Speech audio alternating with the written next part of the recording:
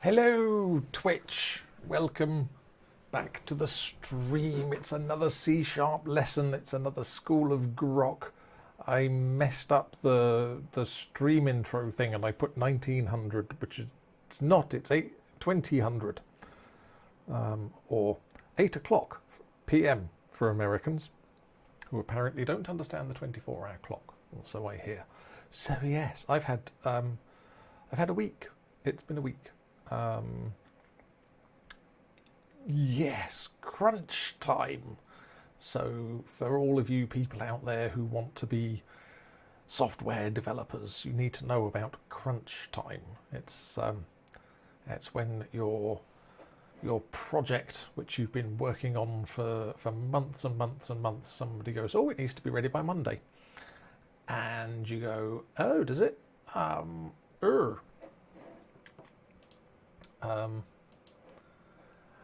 And yeah, and then it's all stress and kind of and everybody running around and stuff to get things ready in time.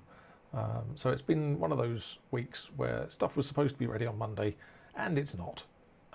It just isn't. It's not ready. But there's been extra work and stuff and very intense work. So while I've been working, I've been extremely stressed and just kind of hunched over the keyboard going like that, which is fun. But yes, but I did go to a theme park yesterday as well. because that was already booked. And so I went to a theme park, went to Thorpe Park with my eldest, which was brilliant. And we had a great day and went on roller coasters and ate hot dogs and stuff. And that was nice. And so, yeah, we're back, and it's another C# lesson. And evening, Surly Dev. Thanks for dropping by. So next, the other thing is that because of the whole crunch thing, that's why I haven't started doing the lunchtime streams yet. I am 95% sure I'm actually going to start doing the lunchtime streams on, all right, Surly. Yes, I am 95% sure I'm going to start the lunchtime streams on Monday next week. And then there'll be Mondays and Wednesdays and Fridays, kind of probably a little bit intermittently, but they will. And yes, and on the C# lessons stuff next week, I thought I might move on from the console and start building some. So what time lunchtime? Probably 12:30 UK time. I think 12:30 till 1:30 kind of fits well with most people's idea of lunchtime. And it means that technically I finish the stream half an hour before the people I work with in the States come online. So yes, yeah, people can drop in from work and watch, and we're going to be doing more stream badgery stuff and that kind of thing. So yes, and you know, if you can only make it for the last half an hour, you can only make it for the last half an hour. It's fine. It's it'll be recorded and archived to YouTube and all that sort of stuff. So yeah, right. Yes, next week on the learning C# and learning .NET stuff, I think I might go a bit sideways, and I'm going to move away from the command line and start looking at web stuff, and how to build websites with ASP.NET Core. And I think maybe I've got an idea for a make your own chat room with Blazor, Blazor server to be specific, because I think using Blazor server to build a chat room might be incredibly easy, and it's a fun thing to build.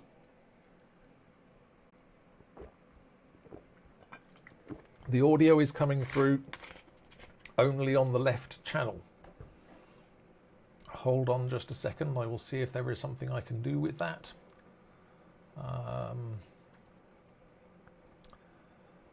No, not that.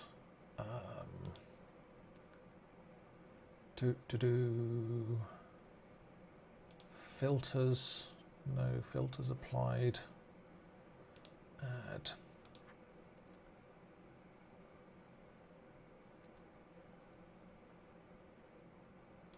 No, not that either. Let's go into my sound settings, open sound settings, device properties. So we've got that one there, and then we can go into device properties, additional device properties, listen, levels, enhancements, advanced,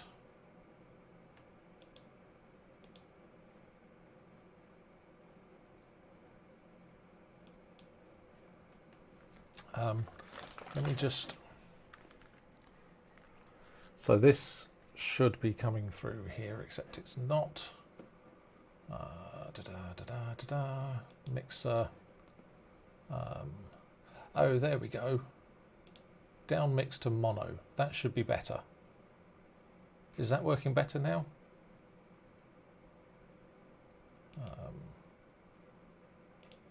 Excellent. Cool. Okay. So we'll down mix everything to mono, because there's no point having this any other way. So brilliant. Okay, cool. Yes, it's because I switched. So that was a thing that was happening back on OBS Studio, and then I switched to Streamlabs OBS for reasons, and I had not fixed it. So yes, and by the way, welcome MH Buck, and Stanley was happy. So yes, anyway, let's do some C# stuff. So we were working on this calculator program here. Get bigger, Control plus. There we go. That's nice. And yeah, so we've got a calculator engine now, and you can type things into your calculator engine like this. And we had some tests for it and all this sort of stuff.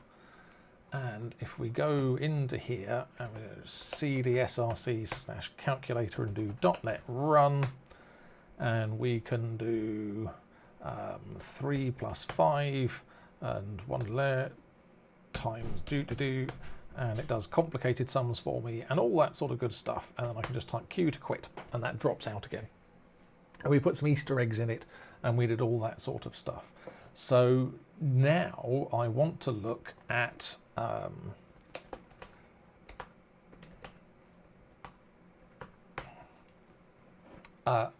what would be really nice, right, is if in here, if I did 17 times 12, and then if I wanted to go, and then what's that divided by 2, and I could just do that, and it remembered the last number, it automatically used the last number. So I'm going to make it do that, and I'm going to do this by writing some tests. Okay, so I'm going to, in my argument parser tests here, so this was my argument parser tests, I'm going to write a new class, calculator engine tests. Okay, and then I'm going to big mark, let's move me down to small mark. Thank you very much for the shout out, Vinyl Warmth, much appreciated. Yes, very big mark. I'm out of the way now. So yes, I'm creating a new, I'm in my argument parser tests file here in my tests directory. And I've added calculator engine tests, and then I'm going to do control dot and say move to calculator engine tests .cs.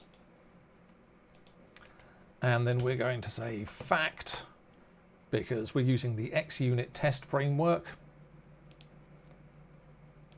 And then we're going to say public void adds 2 plus,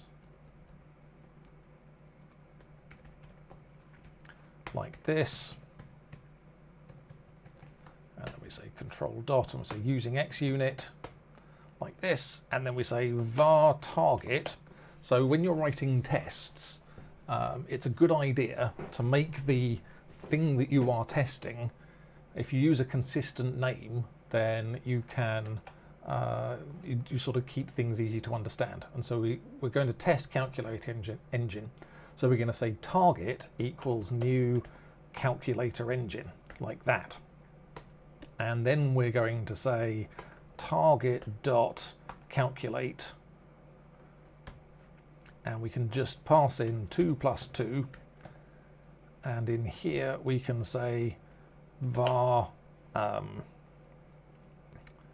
value, well, actually we say var actual equals, and so actual is the result that we get from our test call here, and then we can say assert dot equal for and actual. So we create our target for test, so that's calculator engine, and then we set actual to 2 plus 2, or say calculate 2 plus 2, and then we say assert dot equal, and that should be 4, and then we can jump back out to the tests folder and say .NET test, and all our tests passed. So we're running the test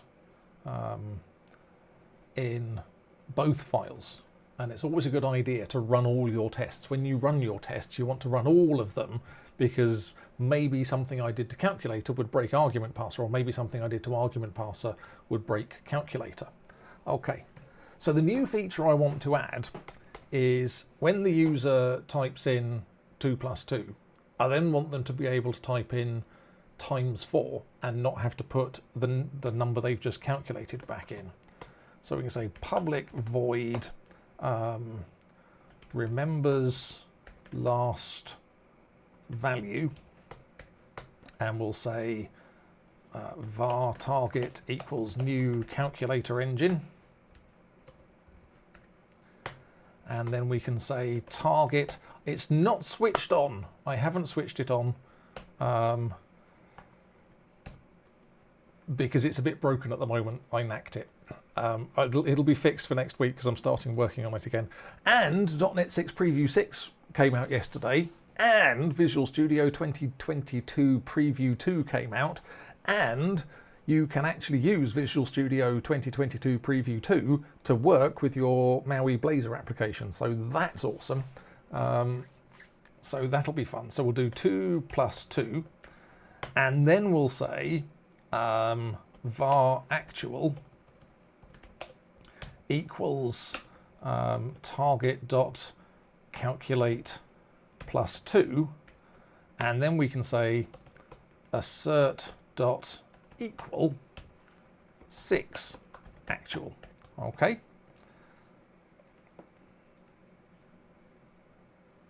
Is there a reason you don't have a calculator object in the class that all the methods can use? Yes, there is. So if you look at what we're doing here, this instance of calculator engine, we're testing this thing, and then we're doing this, okay? And then it's going to run this test. And what we're about to add, the feature that we're about to add, makes calculator engine remember things between calls, okay? And so if I was sharing the same calculator engine between adds 2 plus 2 and remembers last value, then whichever one gets run first will set some state in the calculator engine object, and then the second one will get that state even though it doesn't want it, and that can just throw your results off. And you can't even be sure what order the tests are going to run in. And so by creating a new one in each of these test methods, I make sure that I'm starting with a brand new, clean, unbesmirched object every time I do tests. Okay. There are cases where you would potentially share an object between tests if it had no state. You do see tests where people go, oh, I'm going to create, and I'm going to run this test, and then I'm going to run this test, and then I'm going to run this test, and actually that test needs, test 1 needs to have run, otherwise test 2 won't pass, which is really bad. So we create a new object for each of our tests. Okay, so now this remembers last value is not going to pass because it's not going to return a value. You see here we got expected 6 and actual null, because when calculator can't do something, it just returns a null. So how can we make this pass? Well, let's go into calculator engine here. Okay. And we are going to say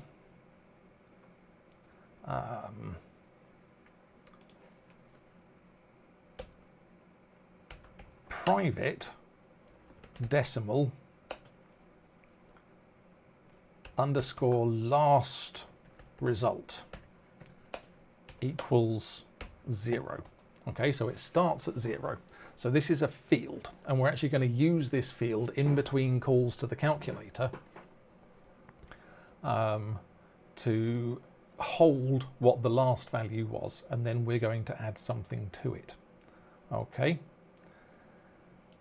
Now we've got our parser.tryParse here, which is giving us a left and an operator and a right. And so what I'm going to do here is I'm going to go to my evening Gaprogman. How's it going? So we've got our tryparse here, and we've got this out decimal, out char op, out decimal right. What I'm going to do is I'm going to make decimal here nullable. Okay, so this question mark at the end says there might not actually be a value for this. Null is a special value that means nothing, because you can't just pass 0 back, because the user might have typed 0 and bad things would happen.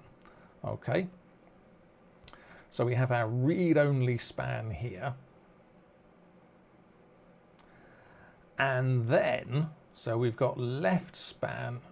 We're moving through our thing here, and then we're going to say if left span dot length is greater than 0,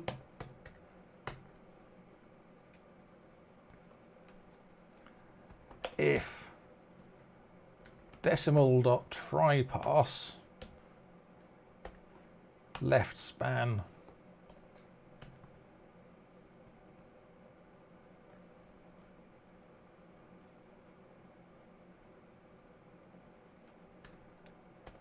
out decimal value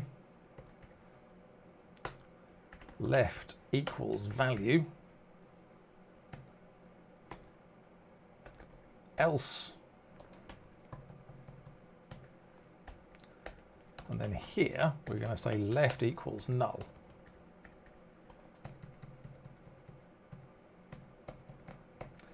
And then we're going to get rid of that code there. And so we can say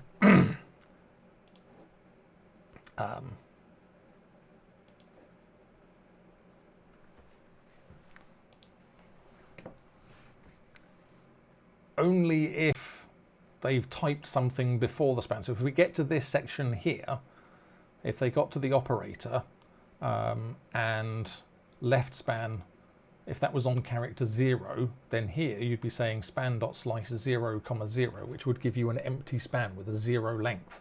And so down here we can just say, if they've typed something to the left of the operator, then we'll try and pass it.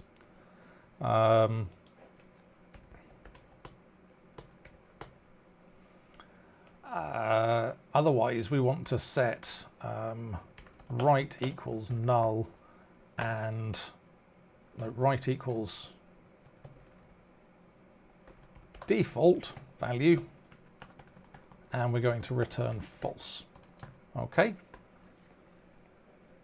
So yeah, if they've typed something before the operator, then try and pass it, and if it works, then we can carry on down here.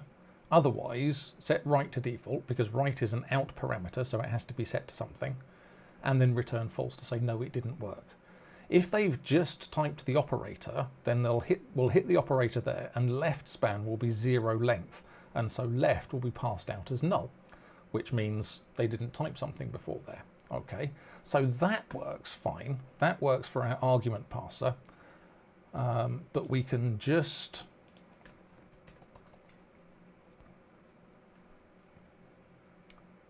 in argument parser here, we can just say, let's write a new test, and we'll say fact public void parses +2.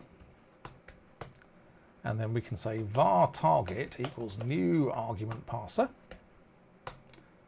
var result equals target.tryParse +2, comma, out var left, out var op, out var right. Then we can say assert.true result to say that return the right thing. And then there's another assert method we can use to say assert.null left. So that says make sure that the value on the left is nullable. And then we can say assert.equal plus op and assert.equal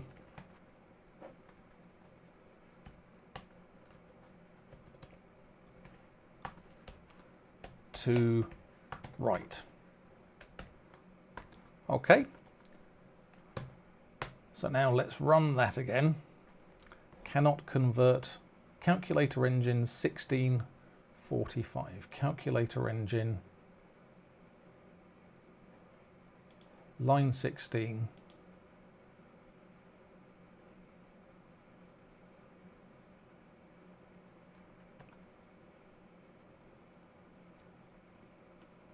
Argument 2 cannot convert from out decimal to out decimal question mark.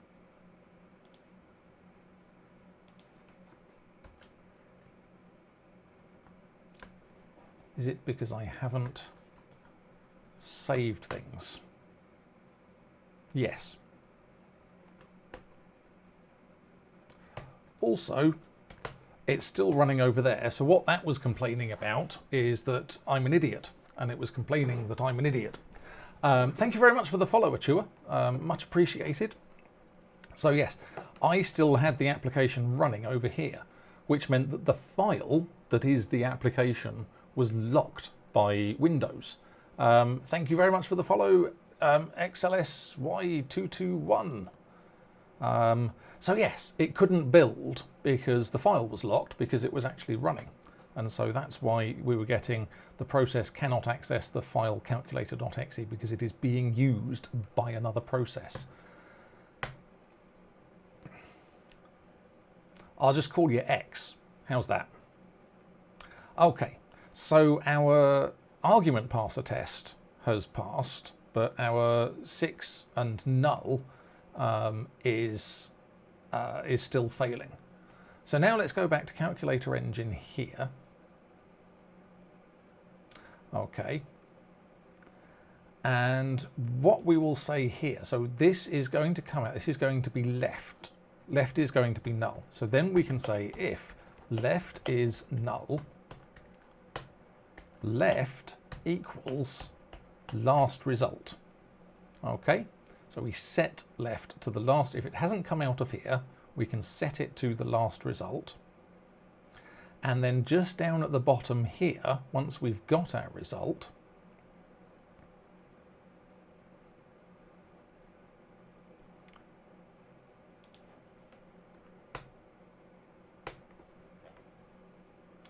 we can say if result is not null, so if it has got a value in it, then we're going to set last result equal to result. And now dot value. Okay, so now, yes, it will be available as a recording. I will be uploading this to YouTube, and it'll be available for 2 months on the Twitch channel as well. Thank you, Twitch affiliate program. And possibly also being a Prime member or something. I don't know. Anyway, it's good. But it will be exported to YouTube and possibly even edited a bit to get rid of some of the general waffle. So yes, we say if result is not null, then last result equals result.value. So this dot value thing is a bit weird. Result here is a decimal question mark. And what that actually means is it is a nullable decimal. And so it has, you can use it like a decimal for a lot of things. So you can use it for addition and subtraction and multiplication and all that sort of stuff. As you can see here, that's working fine. But if you want to set the value of a decimal field to the value of a nullable decimal variable, you have to use this dot value to get the value out of it. Okay. So now we set last result there, and now it's going to remember this between calls because it's in this field here, which is like the object's memory. It's its internal storage that it can use. And so then we can go out to here and we can do .NET test again, and it will run all of those, and now they all pass, which means if I go back over to here and do .NET run, and I can do 1, 2, 3 times 456 is 5608 times 789, and that's 44,253,432. So yeah, so this is this is a really good example of why classes, why object-oriented programming is a nice idea. We've wrapped our calculator up in this class, so we have an engine and we can create an instance of it, and then this engine can remember things internally. It can keep values to itself, and they're not available from outside the class because I've got this private keyword here. Now, if I wanted to make this available outside the class, what I could maybe do is, instead of having this private decimal, so this is a private field, I could just make this public. And then from like program.cs, we would be able to access this public field. So if I went to program here, or no, hang on, if I went over to my calculator engine tests, I could say assert dot equal 6 comma target dot, and you see I can actually access that last result there now. So classes can have private members and they can have public members, but as much as possible you should make the members of a class private, because if you make them public and then people write code, other people write code that is using your class, and then you want to change the way that your class works on the inside, if you've made stuff public so that other people can see it and then you change that stuff, you're going to break their code. When they next go to, you still go, here's my updated code, and then they pull your updated code down and then they try and build their code, and suddenly they got 50 errors all over the place, and they go, why have I got 50 errors all over the place? And then they find out it's because Mark changed the name or the type, or just completely got rid of something that was public on a class, and now it's gone. And that makes them unhappy, and then they track you down, and they kill you by putting you in the fridge and locking the door shut with bungee cords and hooks and things. So yes, it is a very good idea unless it is sensible for the for something to be public. So for example, the calculate methods here, this calculator engine class wouldn't be much use if these calculate methods were private, because then you could create a calculator engine, but from outside you wouldn't be able to do anything. So these methods need to be public, but we can change how these methods work, and we can change argument parser, and we can change last result, and we can change all of those things, and from outside our calculator engine still looks the same and it still works. So that's why we create that as a private field there. Right, so I'm going to segue a bit here.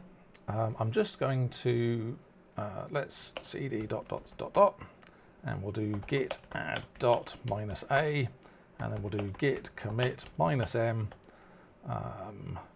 remember last result, and then git push.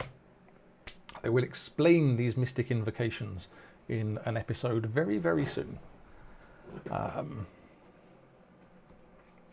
But I want to take a side look at some things in .NET that we have not really looked at properly yet, and talk about where things actually are. So when I'm in my src directory here and I do .NET run, okay, and then dash dash 8 minus 3, what that's actually doing under the covers is it's looking at the code and it's going, do I need to build this code? Has it changed since the last time I did anything? So it checks all your files, checks their file modification time to see whether they are newer than something. And if it is, then it builds them.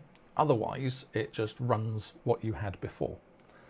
But if you wanted to give this calculator to a friend, or publish it somewhere that people could use it, you would want it to be a standalone executable. You want it to be something like .NET or like Git, like any of these commands that I run on my PowerShell here. And so let's talk about how that can work and what we can do with that.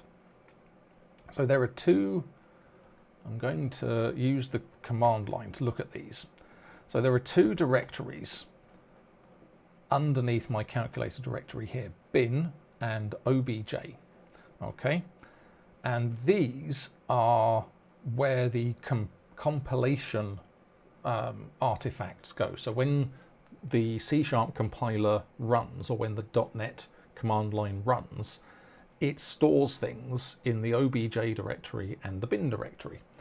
And the obj directory has a bunch of JSON files in there, and then it also has this debug folder here. So the JSON file and the props file and the targets file, these are all artifacts of the build process and the .NET process and the NuGet restore process and this sort of thing. And then this is because I opened the project in Rider to test something, and before we started today, and Rider apparently puts things into obj as well. Rider is an alternative editor that you can use instead of VS Code. It's brilliant. I love it. I use it for everything, but it does cost money. It's like a £20 a month or £15 a month subscription or something. So, but it is very, very good. However, for beginners, if you want to step up from Visual Studio Code, I would recommend the Visual Studio Community Edition, which is full-blown Visual Studio with all the goodness that you get from that, but it's free. And free, you're legally allowed to use it if you're a student, if you're learning stuff, if you're a hobbyist. You're not supposed to use it for professionals. So if you're getting paid, then you shouldn't be using Visual Studio Community Edition. So if we do ls obj/debug, and then there's a net5 directory in there, and then in here you can see that we've got some other stuff that's been generated. So we've got this app-host.exe and calculator.dll, and so this is actually the result of compiling our calculator project, but it's a DLL, so it hasn't been made executable yet. And then we've got a ref directory that's got a bunch of stuff in there. So that's the obj directory. You have student, do JetBrains do free Rider for students? JetBrains Rider student. Free educational licenses. Well, there you go. I didn't know that, basically because I didn't need to know that. But yeah, get free access to all JetBrains IDEs for personal use at school or at home. Students and faculty from accredited educational institutions. Thanks for that, Stanley. That's extremely helpful of you. So yeah, there you go. In that case, I would recommend JetBrains Rider if you have a school email address that you can use. And yes, if you're working on an open source project, then JetBrains will give you free stuff. So you just have to demonstrate that you are a contributor to an open source project and show your GitHub commits and all this sort of stuff. And yeah, they give away licenses at user groups and stuff as well. They also give away licenses to Microsoft MVPs. So yeah, that's nice as well. Right, anyway, back to this. So now let's look in the bin directory. So in the bin directory, we've got a debug directory, and so we can go ls bin debug, and that's got a net5 directory in it there. And then if you look here, so we've got calculator.exe and calculator.dll, and there's a whole bunch of other stuff in there. But this calculator.exe, if I cd into bin/debug/net 5.0 and run calculator.exe, this is our application. You see how it started quicker that time? That's because I'm running the application directly. And so I can do 4 times 7 and Q. And it starts up very quickly because that is the actual application that we're using now. But if I get that calculator.exe, if I copy calculator.exe to \temp and then cd into \temp and do ./calculator.exe, it says the application to execute does not exist. Temp calculator.dll. So this was kind of fibbing here. That calculator.exe wasn't actually my program. What that really is if we go back up, if we scroll back up, no, we can't do that. So we do cd \school of Grok, code calculator, src calculator. So let's do ls obj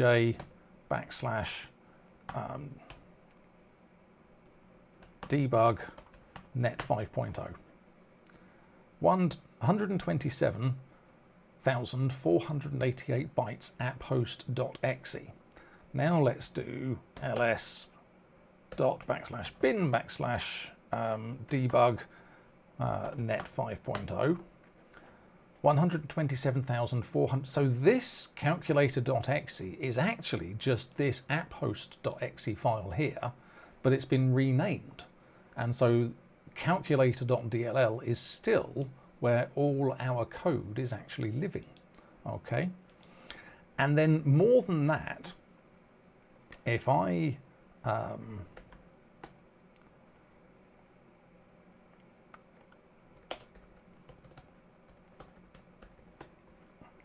I'm going to create a build directory here. So I'm going to create a new directory and call it build.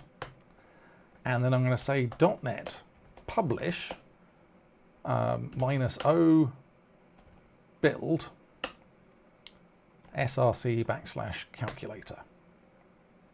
Okay. And now if I cd into build, you see that we get calculator.dll, calculator.exe, and a runtime config.json and a PDB file, and all sorts of interesting stuff goes in there. Okay.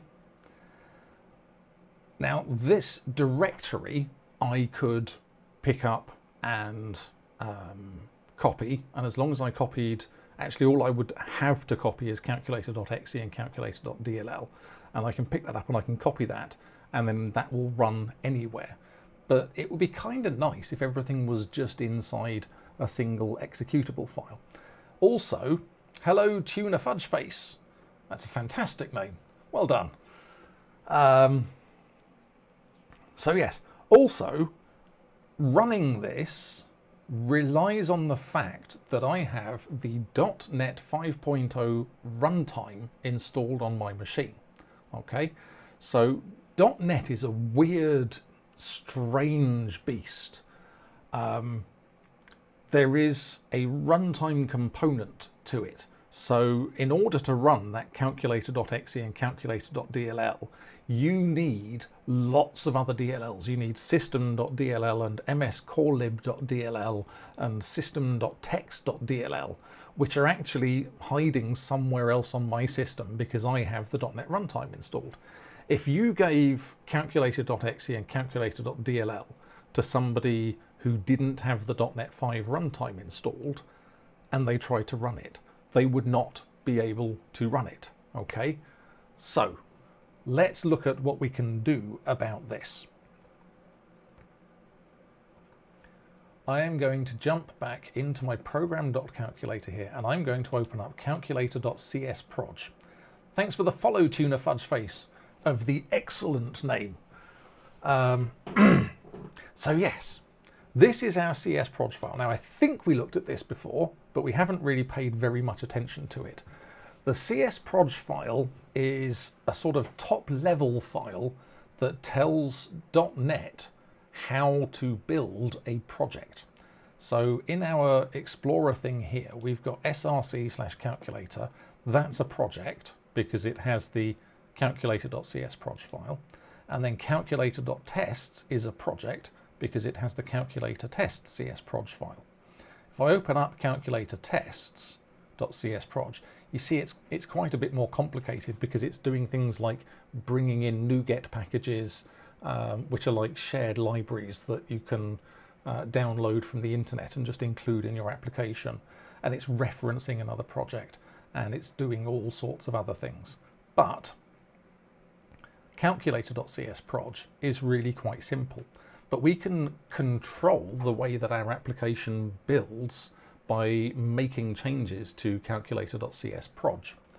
And one of the things we can do is make it publish a self-contained version of our application. So all the files that are needed to create, to run this will be published alongside it. And so if I go into here and do publish self-contained true,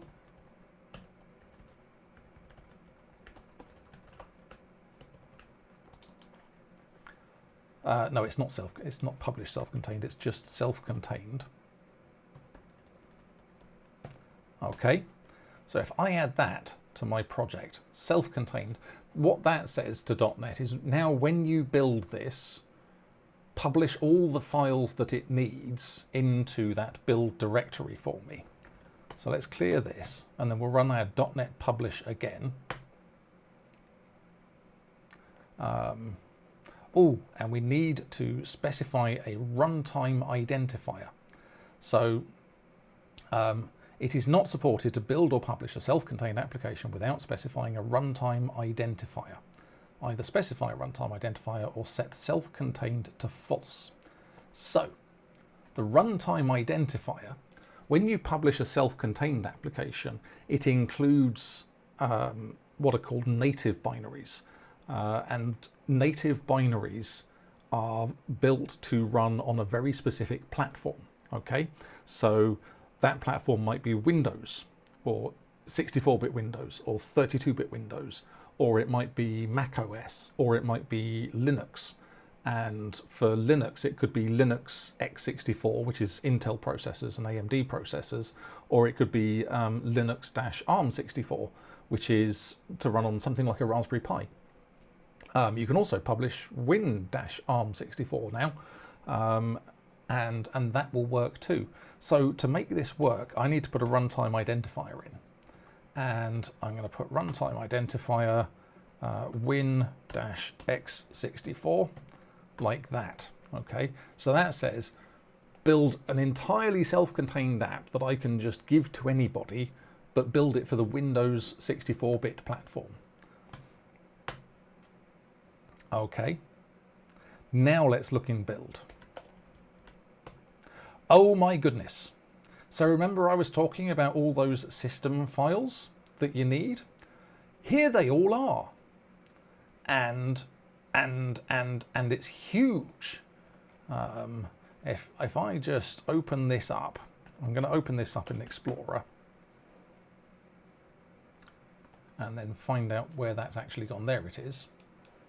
Okay, so I've got my build directory here, and if I go to properties, it's 64 megabytes because it has dumped the entire .NET framework in there because it doesn't know which bits of it needs. Okay, and let's look at some of the stuff that it's dumped in there. It's dumped in system.xml.everything in case we wanted to do something with XML. We're not doing anything with XML. We're letting people type something in and then we're adding it and then we're dumping it back out again. We've got system.threading. We're not doing anything with threading. We've got system.text, system.security, cryptography. These are all things for doing like SSL and encrypting and decrypting things. There's a whole bunch of stuff here that we don't need. So I'm going to just say rm build star to get rid of all of that. And I'm going to go back to my project file and I'm going to put another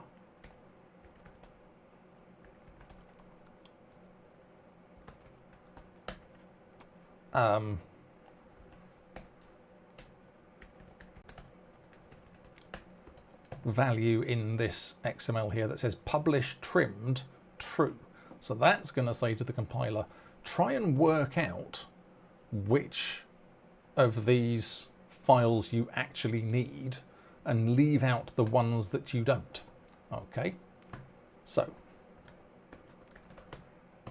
Go back to here and do our publish again. And it's taking a longer time now to do this, but say optimizing assemblies for size, which may change the behavior of the app. And then we can do ls build again.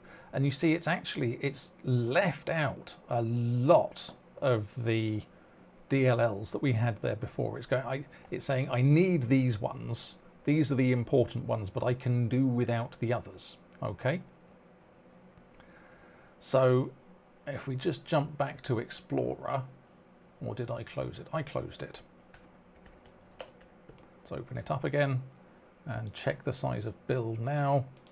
And it's become 104, no, it's become 24.5 megabytes. So we've knocked off 40 megabytes of the size there, okay?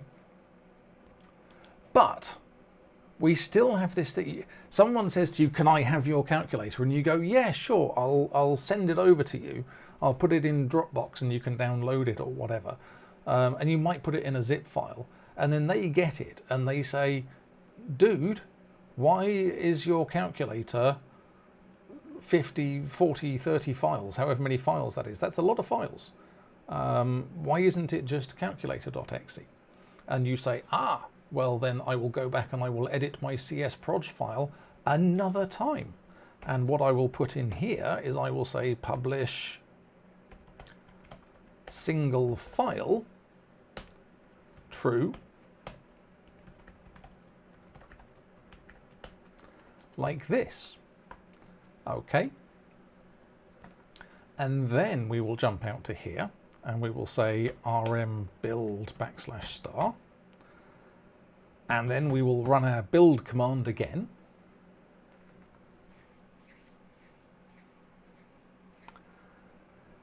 And now you see optimizing assemblies for size, which may change the behavior of the app. Be sure to test after publishing.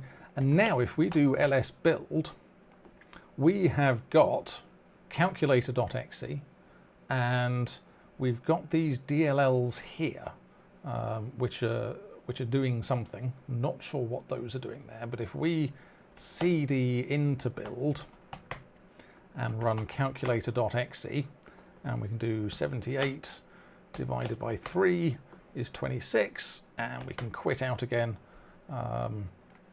And so that is working.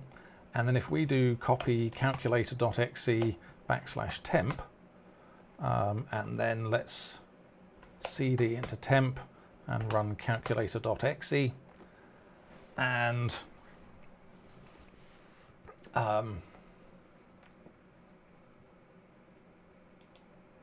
an assembly specified in the application dependencies manifest was not found, clr compression.dll.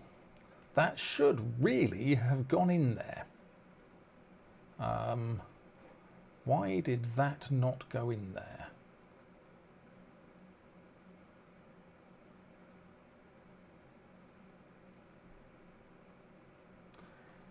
Does anybody see what I've done wrong there?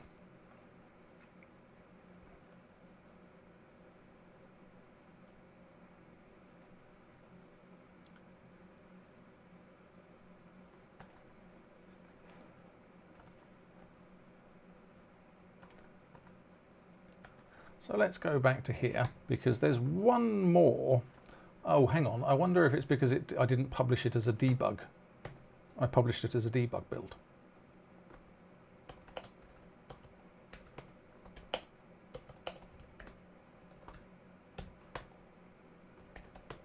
Right.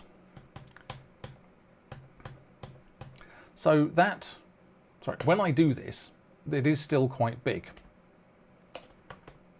So this calculator exe is 11.3 megabytes, and we can actually make it smaller than that because this is a debug build. And what that means is that lots of extra information has been compiled into the file to help you when you are debugging it. That's not what we want to send out to our customers or to our friends or to our or hand in to our teacher or anything. So if I do rm build \*, and I can pass another argument to .NET publish, I'm just going to clear. So I put -o build, so that's -o is the same as putting -- output, and that's saying put this into the build directory. I can also pass -c, which is short for configuration, and then in there I can put release. I can say, okay, I want you to build a release configuration of calculator, like this. And so this is an optimized, tightened up version of calculator, which will actually run faster. So if I cd into build now, I've still got my CLR compression and everything else is in there.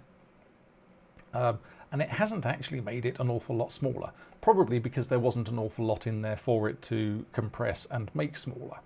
Okay, so I'm going to cd back out of here one more time and do rm build star. And then I'm going to add one more thing in here, which is publish ready to run true.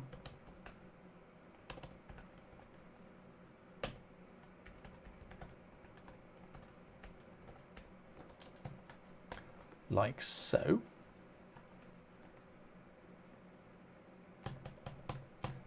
And we'll run that one more time. And then this is going to do a super optimized, linked, all kinds of fun stuff. And it has come out and said, I'm going to show you warnings. And no, it's still insisting. I'm going to Google this because, so .NET publish single clr.jit.dll.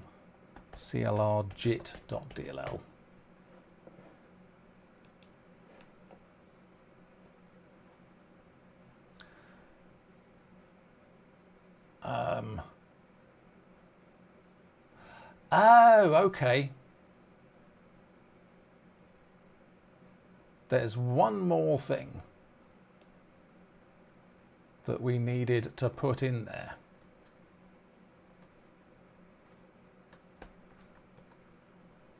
Which is, so if we try and run, no, not you, go away.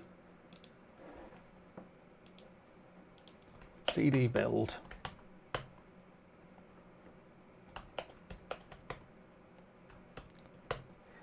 Right, so there's one more thing that we can put into here, into our project file, which is include all content for self-extract, and we're setting that to true. Okay, and this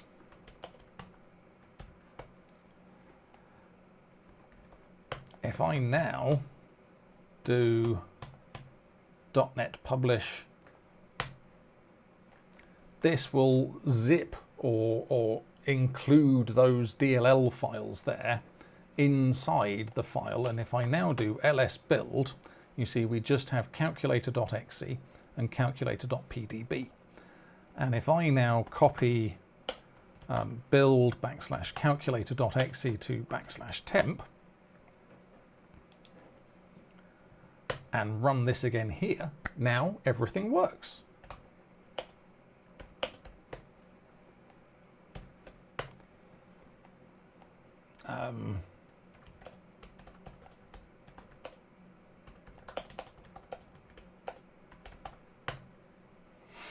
My Easter eggs work and everything else. Okay, the file size now is about 20 megabytes. So yeah, you can see there 21.6 megabytes, which is a lot. Now, this is something that Microsoft are working very hard on, and .NET 6, they've just released preview 6 of .NET 6, is going to make this better. It's going to make the trimming more aggressive, so it will remove more files when it's publishing. and they're pushing really hard on it to stream down. Is the stream down?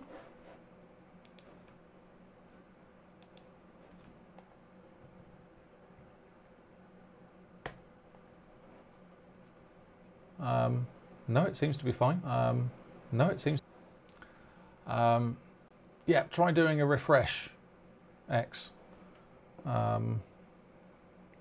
So yes, and what I might do quickly next week is we can upgrade this to .NET 6, and we can take a look and we can see what that does. And what it does to file sizes and what it does to the publishing and all that sort of stuff. So that could be fun. I'm going to do yet another git add dot -a, git commit -m, self-contained publish, and git push.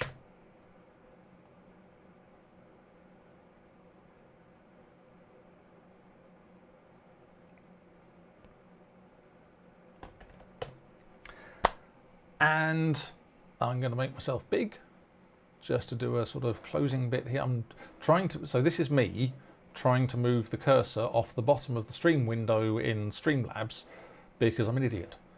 Move that over here. I need to reconfigure my Stream Deck to work with Streamlabs. Right. Okay. I've shown you a bunch of stuff basically in a command line application. And writing command line applications is super useful, and I will potentially come back to it to demonstrate other things like file access and that sort of stuff. But next week, Tuesday next week, I'm going to start showing you ASP.NET Core, so you can build web things. You're very welcome, Stanley. I'm glad you enjoyed it. So yeah, we are going to take basically a huge step. You can use .NET for doing lots of different things. You can build web stuff, you can build desktop stuff, you can build games, you can build all sorts of things. Right at the moment, I don't want to get into building desktop applications because it's in a strange place. You can build desktop applications right now for Windows using WPF or Windows Forms, but only for Windows. And I know that there's a lot of people out there with Macs and other platforms. .NET 6, MAUI, the thing I've been using to build Stream Badger on the other streams, that will allow you to write an application and build it for Mac and for Windows. And I'm hoping eventually for Linux. We shall see how that goes. So I don't want to jump into building Windows applications or building desktop applications until MAUI is out and a bit more stable, and until I understand it better, because I don't know MAUI well enough to teach people MAUI. So I will be learning MAUI, and then I will do some MAUI lessons on the stream. But I do know web, and I do know Blazor, and I've been having a lot of fun with Blazor. And so next week on Tuesday, and for a few sessions after that, what we're going to be building on the stream is a web chat application, and we're going to cover the whole thing. You will be able to spin up your instance. You'll be able to generate invitation codes that you can send to your friends so that they can join the chat and get in there. We'll make sure it works on phones, and we'll make sure it works from any browser on any device. And I'll even show you how you can actually host it on the internet for no money at all, and use it to actually chat with your friends. And we can do all sorts of interesting stuff. We can do dropping images in, we can do all kinds of things. So that is what we're going to start building from Tuesday next week, which I think will be a lot of fun, and I'm really looking forward to it. And I think it'll be a lot more useful for people. So yeah, be sure to be here next week, 8 o'clock on Tuesday. We will be starting that project. I hope to see you there. Other than that, Hope you enjoyed this evening. I had a fun time, and thank you so many people for stopping by. Really appreciated. Enjoy the rest of your evening, enjoy your weekend, and I will see you next week. Take care. Goodbye.